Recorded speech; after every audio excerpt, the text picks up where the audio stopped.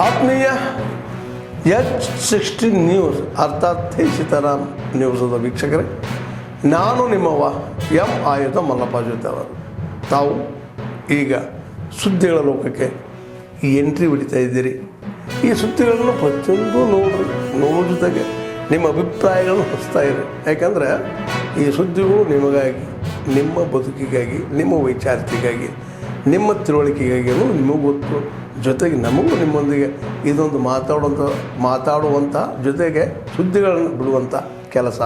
ಈ ಕೆಲಸದಲ್ಲಿ ನಾವು ನಿಮ್ಮೊಂದಿಗಿದ್ದೀವಿ ಅಂತ ಹೇಳ್ತಾ ನೋಡ್ತಾ ಇರಿ ಸುದ್ದಿಗಳನ್ನು. On the statement of Chief Minister, already my party in the national level under the leadership of Mallikarjun Kharge and Mr. Rahul Gandhi has made it clear. We had a meeting of the working committee also. It has condemned the attack. We have extended our solidarity with the government. So country's integrity is very much important. Peace is important. Let us all work to protect India. What would be your stand, DK sir? ಅವ್ರಿಗೆ ಮಾನ ಮರ್ಯಾದೆ ಇದೆ. ಒಬ್ಬ ಕರ್ನಾಟಕದ ಮುಖ್ಯಮಂತ್ರಿಯಾಗಿ, ಭಾರತೀಯ ಒಬ್ಬ ಪ್ರಜೆಯಾಗಿ ಇವತ್ತು ಹಿಂದೂಗಳನ್ನು ಟಾರ್ಗೆಟ್ ಹಾಕಿ ನಿಮ್ಮ ಧರ್ಮ ಯಾವುದತ್ತು ಕೇಳಿ ಒಂದು ಹೊಡೆದ ಮೇಲೆ ಸಹ ಅದು ಸಿದ್ದರಾಮಯ್ಯ ಹಿಂದೂಗಳು ಓಟ್ ಹಾಕಿಲ್ಲ ಅಂದಂಗೆ ಆಯ್ತು. ಬರೀ ಸಾಬ್ರ ಹಾಕ್ಯಾರ. ಸಾಬ್ರ ಎಂಜಲ ತಿನ್ನುವಂಥ ಪರಿಸ್ಥಿತಿ ಈ ಕಾಂಗ್ರೆಸ್ ಅಂದ್ರೆ ಸಾಬ್ರ ಒಂದು ಪಾರ್ಟಿ ಆಗಿದೆ. ಅವ್ರಿಗೆ ದೇಶ ಧರ್ಮ ಮುಖ್ಯ. ಒಬ್ಬ ಅವನು ಹೇಳ್ತಾನೆ, ಅಯೋಗ್ಯ ಸಿಂಧೂ ನದಿ ಏನು ನೀರು ಪಾಕಿಸ್ತಾನಕ್ಕೆ ಬಿಡುದು ಬಿಟ್ಟರೆ ಹೆಚ್ಚಿಗೆ ಮಳೆ ಆದಾಗ ಏನು ಮಾಡ್ತಿರತ್ತೇಳಿ ನಾಚಿಕೆ ಆಗ್ಬೇಕಲ್ಲ ಇವನಿಗೆ. ಈ ಕಾವೇರಿ ಒಳಗೆ ನೀರು ಡ್ಯಾಮ್ ಹೆಚ್ಚಾಯ್ತಂದ್ರೆ ಏನು ಮಾಡ್ತೇವೆ, ತಮಿಳ್ನಾಡಿಗೆ ಹೋಗ್ತೇವೆ ಸಹಜವಾಗಿ. ನೈಸರ್ಗಿಕ ಒಂದು ವ್ಯವಸ್ಥೆ ಐತಿ. ಆದ್ರೆ ಇಂಥ ಅಯೋಗ್ಯರು ಕಾಂಗ್ರೆಸ್ಸಿಗರು ಇವತ್ತವರೆಲ್ಲ ಮಾತಾಡೋದು ನೋಡಿದ್ರೆ ಪಾಕಿಸ್ತಾನ ಪರವಾಗಿ ಮಾತಾಡ್ತಾ ಇದ್ದಾರೆ. ಯುದ್ಧ ಬೇಕು ಬೇಡ ಅನ್ನೋದು ಸಿದ್ದರಾಮಯ್ಯ ಸಂಬಂಧ ಇಲ್ಲ. ಸಿದ್ದರಾಮಯ್ಯ ಯಾರು? ಕರ್ನಾಟಕ ಮುಖ್ಯಮಂತ್ರಿ. ಅದು ನಿರ್ಣಯ ತಗೋರು ಭಾರತದ ಪ್ರಧಾನಮಂತ್ರಿ, ರಾಷ್ಟ್ರಪತಿಗಳು, ಸೈನ್ಯ. ಎಷ್ಟು ಪಾಕಿಸ್ತಾನದ ಮೇಲೆ ದಾಳಿ ಮಾಡಬೇಕು ಅನ್ನೋಂಥ ನಿರ್ಣಯ ಪ್ರಧಾನಮಂತ್ರಿಗಳು ಮಾಡ್ತಾರೆ. ಸಿದ್ದರಾಮಯ್ಯ ಅವರು ತಮ್ಮ ರಾಜ್ಯದಲ್ಲಿ ಹಿಂದೂಗಳ ಮೇಲೆ ದೌರ್ಜನ್ಯ ಆಗ್ತಾ ಇದೆ, ಲವ್ ಜಿಹಾದ್ ಆಗ್ತಾ ಇದೆ, ದಲಿತರ ಹೆಣ್ಮಕ್ಳ ಮೇಲೆ ಅತ್ಯಾಚಾರ ಆಗ್ತಾ ಇದೆ. ಇದ್ರ ಕಡೆ ಗಮನ ಕೊಟ್ಟು ಇವತ್ತು ಹಾವೇರಿಯಲ್ಲಿ ದಲಿತ ಹೆಣ್ಮಗಳ ಮೇಲೆ ಅತ್ಯಾಚಾರ ಐತೆ. ಈ ಮಹಾನ್ ದಲಿತ ನಾಯಕ ಪ್ರಿಯಾಂಕಾ ಖರ್ಗೆ ಎಲ್ಲಿದ್ದಾರೆ? ಆ ಪ್ರಿಯಾಂಕಾ ಖರ್ಗೆ ಹೇಳ್ತಾರೆ ಅವರು ಹಿಂದೂ ಧರ್ಮಕ್ಕೆ ಕೇಳಿ ಹೊಡೆದೇ ಇಲ್ಲ, ಹೊಡೆಯಂಗೆ ಹೊಡೆದಾರಂತೆ. ಇನ್ನೊಂದು ಪ್ರಬುದ್ಧತೆ ಮೆಚುರಿಟಿ ಬಂದಿದ್ದು ಏನು ಬರೇ ಮುಸ್ಲಿಮ್ದಾಗ ಹೇಳ್ಕೊಂಡು ಹೋಗ್ತಾರೆ.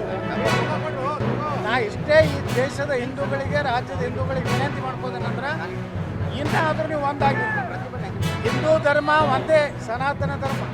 ಅದ್ರಾಗ ಲಿಂಗಾಯತರು ಬೇರೆ, ವೀರಶೈವರು ಬೇರೆ, ಅದು ಕೆಲವೊಂದು ಅಯೋಗ್ಯ ಸ್ವಾಮಿಗಳು ಮಾಡ್ಲಕತ್ತಾರೆ.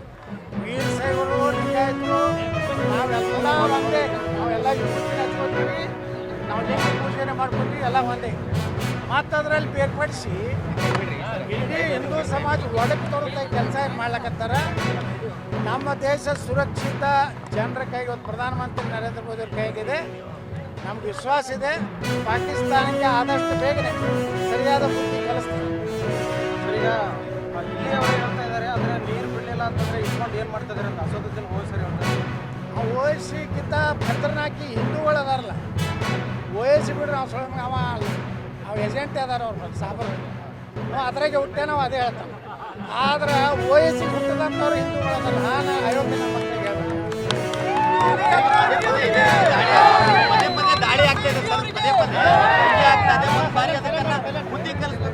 ನೋಡ್ರಿ, ಪ್ರಧಾನಮಂತ್ರಿ ನರೇಂದ್ರ ಮೋದಿ ಅವರು ನನಗೆ ವಿಶ್ವಾಸ ಇದೆ ಪಾಕಿಸ್ತಾನಕ್ಕೆ ಈ ಸಲ ಹಿಂಗೆ ಬುದ್ಧಿ ಕಲಿಸ್ತಾರೆ. ಇನ್ನೆಂದು ಭಾರತದ ಕಡೆ ತಿರುಗಿ ನೋಡಲಾರ್ದಂಗೆ ಬುದ್ಧಿ ಕಲಿಸುವಂತ ಒಂದು ತಾಳ್ಮೆಗೆ ಒಂದು ಮಿತಿ ಇದೆ ನೋಡಿ. 5 ಇದನ್ನು ಮೊನ್ನೆ ನಮ್ಮ 28 ಜನ ಹತ್ಯೆ ಆದಮೇಲೆ ಏನು ನಿರ್ಣಯ ತೊಗೊಂಡಾರ, ನೀರು ಕುಡಿದಿಲ್ಲ ಅಂತಿತ್ತು. ಸಿಂಧು ಏನು ನಮ್ಮದು ನದಿ ಇದೆ, ಆ ನದಿಯನ್ನು ಭಾರತದಲ್ಲಿ ವಾಪಸ್ ತರುವಂಥದ್ದು ಸಾಮಾನ್ಯ ನಿರ್ಣಯಗಳೆಲ್ಲ. ಯಾವ ಪ್ರಧಾನಮಂತ್ರಿನೂ ತಗೋತಿದ್ದಿಲ್ಲ. ಈ ಪ್ರಧಾನಮಂತ್ರಿ ತೊಗೊಂಡ್ರೆ ನಾವು ಈ ದೇಶದ ಹಿಂದೂಗಳು ಒಂದಾಗಿರ್ಬೇಕು. ಇಲ್ಲಿ ಒಳಗಿರುವಂಥ ತಾಯಿಗಂಡ್ರು ಏನದಾರಲ್ಲ, ಅವರು ಯಾವಾಗ ಬೇಕಾದಾಗೂ ಅವ್ರಿಗೆ ಮುಸಲ್ಮಾನರಿಗಿಂತ ಅವ್ರನ್ನ 1000 ಪಟ್ಟು ತಾಯಿಗಂಡ್ರು ನಮ್ಮ ಹಿಂದೂಗಳು ಒಳಗದಾರ. ಆ ತಾಯಿಗಂಡ್ರು ಮೊದಲು ರಕ್ಷಣೆ ಮಾಡಬೇಕು. ಮಾಡಲಾಗಿದೆ. ನಮ್ಮಲ್ಲಿದ್ದವರೇ ಅಲ್ರಿ ಮೊನ್ನೆ ಕಲಬುರಗಿಯಲ್ಲಿ ಪಾಕಿಸ್ತಾನದ ರೋಡ್ ಮ್ಯಾಗ ಹಾಕಿದ್ದಕ್ಕೆ ಕಾಲು ತುಳಿದಿದ್ದಕ್ಕೆ ಆ ಹೆಂಗಸರು ಬಂದು ತೆಗಿತಾರೆ ಅಂದ್ರೆ ಅವ್ರ ಅಭಿಮಾನ ಇಟ್ಟಿರ್ಬೇಕು.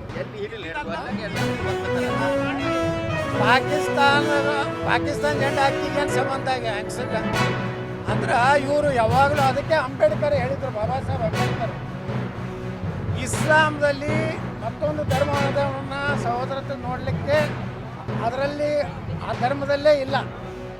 ಏನಾದರೂ ಭಾರತ ಪಾಕಿಸ್ತಾನ ಉಳಿಬೇಕಾಗಿದ್ರೆ ಇಲ್ಲಿ ಕೊನೆಯ ಮುಸ್ಲಿಂ ಪಾಕಿಸ್ತಾನಕ್ಕೆ ಹೋಗ್ಬೇಕು, ಪಾಕಿಸ್ತಾನದವ್ರು ಹಿಂದೂ ಭಾರತಕ್ಕೆ ಬರ್ಬೇಕಂತ ಬಾಬಾ ಸಾಹೇಬ್ ಅಂಬೇಡ್ಕರ್ ಹೇಳಿದ್ರು. ಇವತ್ತು ಮಲ್ಲಿಕಾರ್ಜುನ್ ಖರ್ಗೆ, ಪ್ರಿಯಾಂಕಾ ಖರ್ಗೆ ಕೇಳ್ತೀನಿ, ನೀವು ಬಾಬಾ ಸಾಹೇಬ್ ಅಂಬೇಡ್ಕರ್ನ ಫಾಲೋವರು, ನೀವು ಬಾಬಾ ಸಾಹೇಬ್ ಅಂಬೇಡ್ಕರ್ ಫಾಲೋವರು ಏನು OIC ಫಾಲೋವರು? ಇವತ್ತು ಜನರ ಮುಂದೆ ಹೇಳ್ಬೇಕು. ಈಗ ಸಿದ್ದರಾಮಯ್ಯ ಅವರು ವಿಡಿಯೋ ಪಾಕಿಸ್ತಾನ ವಿಡಿಯೋಗಳಲ್ಲಿ ವೈರಲ್ ಆಗ್ತಾ ಇದೆ. ಇದೊಂದು ನೆಗ್ಲಿಜೆನ್ಸಿಯಿಂದ ಆಗಿರೋದು ಅಟ್ಯಾಕು. ಪಾಕಿಸ್ತಾನ ಮೇಲೆ ವಾರ್ ಮಾಡಬಾರ್ದು ಅಂತ ಹೇಳಿಕೆ ಪಾಕಿಸ್ತಾನ ವಿಡಿಯೋಗಳಲ್ಲಿ ವೈರಲ್ ಆಗ್ತಾ ಇದೆ.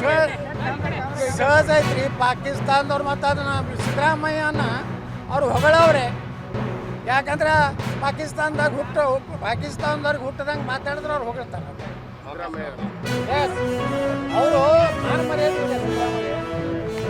ಹಿಂದೂ ವಿರೋಧ ಮಾತಾಡೋದು ಅಂದ್ರೆ ಮಿತಿ ಬೇಕು. ಇವತ್ತು ದೇಶಕ್ಕೆ ಆಪತ್ತು ಬರ್ತೈತಂದ್ರೆ ಅದು ಇಡೀ ನಮಗೆಲ್ಲರಿಗೂ ಬಂದಂಗೆ. ಭಾರತಕ್ಕೆ ಆಪತ್ತು ಬಂದದೆ, ಭಾರತದ ಹಿಂದೂಗಳ ಕೊಲೆ ಆಗೈತಂದ್ರೆ ಇವು ನಮ್ಮ ದೇಶಕ್ಕೆ ಅಪಮಾನ.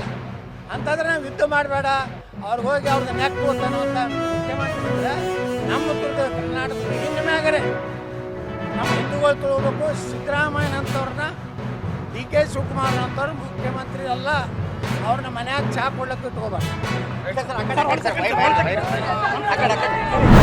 ನೋಡಿ, ಇತ್ತೀಚೆಗೆ ಭಾರತೀಯ ಜನತಾ ಪಾರ್ಟಿ ಜನ ಆಕ್ರೋಶ ಯಾತ್ರೆ ಭಾಳ ಯಶಸ್ವಿಯಾಗಿ ಮಾಡಿದ್ದರಿಂದ ಪ್ರತಿಯೊಂದು ರ್ಯಾಲಿಯಲ್ಲಿ 10ರಿಂದ 15 ಸಾವಿರ 20 ಸಾವಿರ ಜನ ಸೇರಿದ್ರು, ಕಾರ್ಯಕರ್ತರು ಸೇರಿದ್ರು, ಜನಸಾಮಾನ್ಯರು ಸೇರಿದ್ರು. ಜನರ ಆಕ್ರೋಶ ಇವತ್ತು ಈ ಸರ್ಕಾರದ ವಿರುದ್ಧ, ಸಿದ್ದರಾಮಯ್ಯ ಸರ್ಕಾರದ ವಿರುದ್ಧ ಆಗಿದ್ದರಿಂದ ಅದನ್ನು ಹೆಂಗೆ ಕೌಂಟರ್ ಮಾಡಬೇಕು ಅನ್ನೋ ಕಾರಣದ ಸಲುವಾಗಿ ಇವತ್ತು ಈ ರೀತಿ ಸಭೆಗಳನ್ನು, ಪ್ರತಿಭಟನೆ ಸಭೆಗಳನ್ನು, ಬೆಲೆ ಏರಿಕೆ ಅನ್ನುವಂಥದ್ದು, ಬೆಲೆ ಏರಿಕೆ ವಿರುದ್ಧ ನೀವು ಹೋರಾಟ ಮಾಡೋದಾದರೆ ಕಳೆದ 3-4 ತಿಂಗಳಿಂದ ವಿದ್ಯುತ್ತಿನ ದರ ಏರಿಕೆ ಮಾಡಿದ್ರಿ, ಆಮೇಲೆ ಹಾಲಿನ ದರ ಏರಿಕೆ ಮಾಡಿದ್ರಿ, ಆಮೇಲೆ ಕುಡಿಯೋ ನೀರಿನ ದರ ಏರಿಕೆ ಮಾಡಿದ್ರಿ, ಡೀಸೆಲು ಪೆಟ್ರೋಲ್ ದರ ಏರಿಕೆ ಮಾಡಿದ್ರಿ. ನೀವು ನಾಳೆ ಅದನ್ನು ಮಾಡೋದಾಗಿದ್ರೆ ಪ್ರೊಡಕ್ಟು ಮೊದಲು ನೀವೇನು ಏರಿಕೆ ಮಾಡಿದ್ರಲ್ಲ ರಾಜ್ಯದಲ್ಲಿ, ಆ ಏರಿಕೆಯನ್ನು ಇಮಿಡಿಯೇಟ್ಲಿ ವಾಪಸ್ ತೊಗೊಳ್ರಿ. ಆವಾಗ ನಿಮ್ಗೆ ನೈತಿಕತೆ ಬರ್ತದೆ. ಇಲ್ಲದ್ರೆ ನಿಮ್ಗೆ ನೈತಿಕತೆಯೂ ಇಲ್ಲ ಅಂತ ನಾನು ಹೇಳ್ತೀನಿ. ಮತ್ತು ಹಿಂದೆ UPA ಸರ್ಕಾರ ಇದ್ದ ಏನು ಬೆಲೆ ಏರಿಕಿತ್ತು, ಇಂದಿರಾ ಗಾಂಧಿ ಅವರು ಪ್ರೈಮ್ ಮಿನಿಸ್ಟರ್ ಇದ್ದಾಗ ಏನು ಬೆಲೆ ಏರಿಕಿತ್ತು, ಅದೆಲ್ಲ ಒಂದು ಕಂಪೇರಿಟಿವ್ ಚಾರ್ಟ್ ಹಾಜರು ಮಾಡಿರಿ. ಅದ್ರ ಬದಲಿ ಈ ರೀತಿ ಒಂದು ಕೌಂಟರ್ ಕೊಡುವಂಥದ್ದು, BJPಯವರು ಜನಾಕ್ರೋಶ ಯಾತ್ರೆಗೆ ಒಂದು ಕೌಂಟರ್ ಮಾಡುವಂಥದ್ದು, ಅದರಿಂದ ಏನೂ ಸಾಧನೆ ಮಾಡಲಿಕ್ಕೆ ನಿಮ್ಗೆ ಜನಸಾಮಾನ್ಯರ ಬಗ್ಗೆ ಕಳ್ಕೊಳ್ಳಿದ್ರೆ ಮೊದಲು ಬೆಲೆ ಏರಿಕೆ ಮಾಡಿದ್ದನ್ನು ನೀವೇ ಮಾಡಿದ್ದು. ತನ್ನಸ್ಥಾನೇ ಇನ್ಫ್ಲೇಷನ್ ಆಗಿದ್ದಲ್ಲದು, ತನ್ನಸ್ಥಾನೇ ಅಲ್ಲ, ಸರ್ಕಾರ ಮಾಡಿದ ನಿರ್ಧಾರದಿಂದ ಬೆಲೆ ಏರಿಕೆ ಅದನ್ನ ಮೊದಲು ವಿಡ್ರಾ ಮಾಡಿರಿ ಅಂತ ಹೇಳ್ತೀನಿ ನಾನು. ಆವಾಗ ನಿಮಗೊಂದು ಹೋರಾಟ ಮಾಡಲಿಕ್ಕೆ ನೈತಿಕತೆ ಬರ್ತದೆ. ಯುದ್ಧ ಮಾಡೋದು ಬೇಡ ಅಲ್ಲ, ಯುದ್ಧ ಮಾಡೋದು ಬೇಡ ಅಂತ ಹೇಳುವಂಥದ್ದು ಏನಿದೆಯಲ್ಲ, ನನಗೆ ಅನಿಸ್ತದೆ ಯಾರು ಸತ್ತದಲ್ಲ, ಹತ್ಯೆ ಆಗಿದಲ್ಲ, ಅವ್ರ ಕುಟುಂಬದವ್ರ ಪರಿಸ್ಥಿತಿ ಏನು ಇದು. ನಾಳೆ ಇವತ್ತು 28 ಜನರಿಗೆ ಆಗೈತಿ, ನಾಳೆ ಬೇರೆ ಬೇರೆ ದೇಶದ ಬೇರೆ ಬೇರೆ ಜನರಿಗೂ ಆದರೆ ಇದಕ್ಕೆ ಕಾರಣೀಭೂತರು ಯಾರು, ಇದು ಜವಾಬ್ದಾರಿ ತೊಗೊಳ್ಳುವಂಥವ್ರು ಯಾರು? ಒಂದು ಸಲ ನೀವು ಹೆದರಿಕೆ ನೋಡಿ, ಇಲ್ಲೊಂದು ಮರ್ಡರ್ ಆಕತಿ ಹುಬ್ಳಿಯಲ್ಲೋ ಬೆಳಗಾವದಲ್ಲೋ, ಸಣ್ಣ ಹುಡುಗನ ಅಪಹರಣ ಮಾಡ್ಕೊಂಡು ಹೋಗ್ತಾರೆ.